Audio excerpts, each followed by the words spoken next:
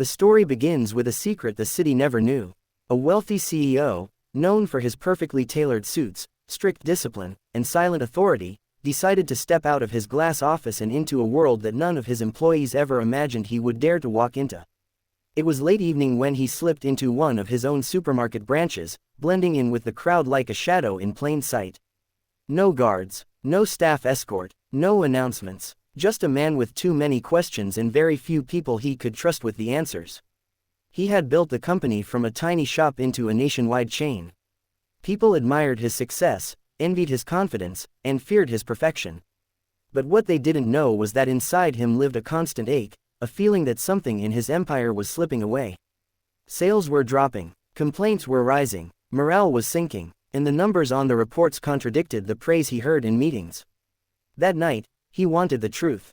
Raw, unfiltered truth, even if it hurt. As he entered the softly lit store, the quiet hum of refrigerators and the distant beeping of a barcode scanner greeted him like a faint heartbeat from a tired soul.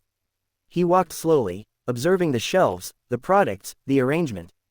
Everything looked fine, too fine, almost staged. He could feel someone had prepared for inspection earlier that day, but he hadn't told a single soul. This store looked rehearsed for a performance no one knew they were part of. And that made him uneasy. The aisle smelled of fresh bread and discount floor cleaner. A young couple argued over prices, an elderly man compared medicine packets, and a mother tried to quiet her crying toddler. Real life pulsed in every corner, unlike the spreadsheets and charts he drowned in every morning. For a moment, he felt something he hadn't felt in years. He felt human. But then he noticed her. A cashier at counter 3, shoulders trembling slightly, eyes swollen from crying. She kept her head down as she scanned items, her voice barely audible as she greeted customers with forced politeness.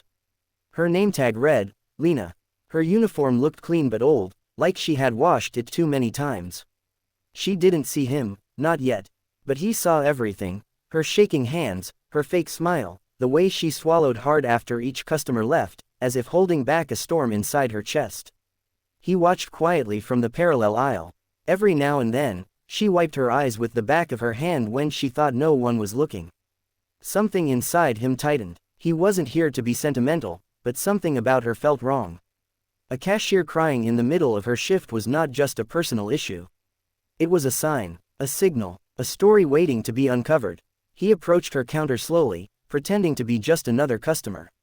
As he placed a few random items on the belt, he noticed her eyes flicker with exhaustion and fear. She scanned his items but avoided looking at his face. Then, unexpectedly, a single tear slipped down her cheek and fell onto the counter. He spoke in a calm, low tone, asking if she was okay. She froze, startled, and quickly wiped her face, apologizing as if her tears were a crime. She forced a smile, but the cracks showed. Her lips trembled, her breathing broke, and then, before she could stop herself, she whispered something barely audible, words he almost missed. "I'm sorry, I can't lose this job." Those words hit him harder than the cold night wind outside the store. Not because of what she said, but the desperation wrapped inside her voice. He gently stepped aside, pretending to fix a receipt in his pocket, giving her a moment to catch her breath. But he stayed close, listening without making it obvious. Moments later, a tall, bulky floor supervisor marched toward her, his footsteps sharp and irritated. He towered over her with the arrogance of a man who knew he wielded power where no one watched. He spoke to her in a tone dripping with contempt, accusing her of slowing down the line, of being emotional, of having a weak mind that didn't belong in customer service. The CEO felt fire rise inside him. This was abuse disguised as authority. The supervisor threatened to cut her hours. He reminded her that he could easily replace her. He mocked her tears. She nodded, swallowing her pain, too afraid to speak up.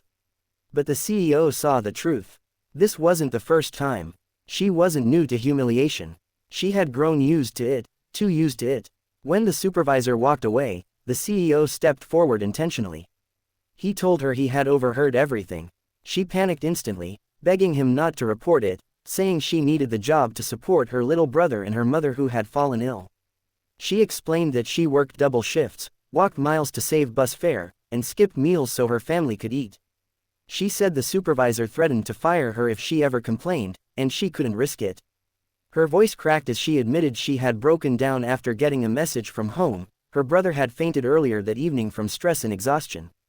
He needed medicine. She didn't have enough money for another medical visit. Her mother didn't have the strength to handle another emergency. She was carrying everything alone. And the weight was crushing her. The CEO felt something shift inside him. All the meetings he had attended about cost reduction, staff efficiency, and branch performance suddenly felt distant and false.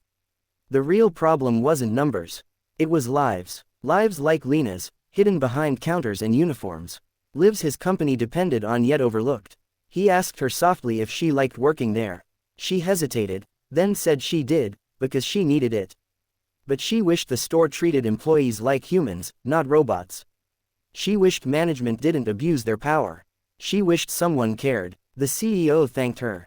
Gently, sincerely. Then he walked away with a face that revealed nothing. But inside, a storm was brewing. He headed to the back office. The supervisor looked up with annoyance, ready to shoo away the man he assumed was a customer. But when the CEO pulled out his ID card and placed it on the desk, the supervisor's face drained of color. His arrogance melted into panic. The CEO did not shout. He didn't need to. His calm voice carried more weight than anger ever could. He questioned the supervisor about the staff treatment, the complaints that were never forwarded, the schedules that bordered on exploitation, the missing employee welfare reports, the unpaid overtime, and the intimidation tactics. The supervisor stuttered excuses, but excuses had no home in that room anymore. Within minutes, he was suspended pending deeper investigation. The CEO made a call to legal, to auditing. That store, once hidden under layers of manipulation, would be peeled open like a wound needing urgent treatment. But the real moment came when he stepped back onto the store floor and found Lena still wiping her tears. He approached her again, but this time, she noticed something different in his expression, something she couldn't explain. He told her the truth. He told her who he was. Shock washed across her face. She stood frozen, unable to process reality. Her knees weakened. She apologized repeatedly, terrified she had said too much earlier. But he gently raised his hand, telling her she had done nothing wrong.